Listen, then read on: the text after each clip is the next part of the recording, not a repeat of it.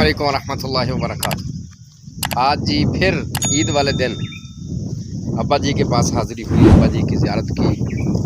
अल्लाह से दुआ है अल्लाह तबारक व तआला अब्बा जी की सेहत में, तंदुरुस्ती में अल्लाह इजाफ़ा फरमाए और अल्लाह पाक अब्बा जी का साया मेरे ऊपर ताब ढेर रखे।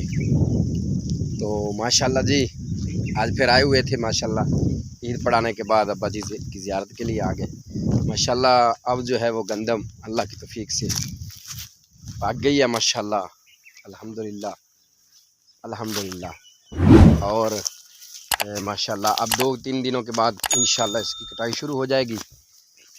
और माशाल्लाह आज कैसे हैं मुसलमान भाई सारे के सारे, माशाल्लाह ईद सही तरीके से गुजर रही है भाई आप लोगों की, माशाल्लाह। और एक बात मेरी ज़हन में रख लेना मेरे भाइयों कि आज के दिन हमने अपने जो गरीब लोग हैं, जो यतीम हैं, जो कमज़ोर हैं, उनका भी हमने इंशाल्लाह साथ साथ ख्याल रखना है।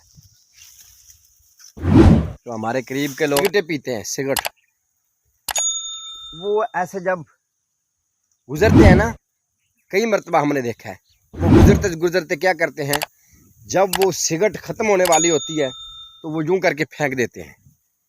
वो तो चले जाते हैं, लेकिन अल्लाह ना करे, अल्लाह ना करे, ये देखें कितनी गंदम खड़ी है, तकरीबन 8 एकड़ तो हमारी खड़ी है माशाल्लाह, और बहुत ज़्यादा लोगों की खड़ी है। अगर अल्लाह ना करे, अल्लाह ना करे, आपकी थोड़ी सी गफलत की वजह से कि आपने वो सिगरेट जब ख़त्म हुई तो फेंक दी, या आपने सिगरेट लगाई और वो माचिस जो है वो फेंक दी, तो अल्लाह ना करे इस तरह हमने देखा है कि बहुत ज़्यादा लोगों के नुकसानात हुए हैं। अल्लाह पाक हम सब की इस्लाह फरमाए, अल्लाह पाक हम सबको माफ़ भी करे। और ये जो बात है कि देखें थोड़ी सी गफलत की वजह से लोगों का बहुत बड़ा नुकसान हो जाता है।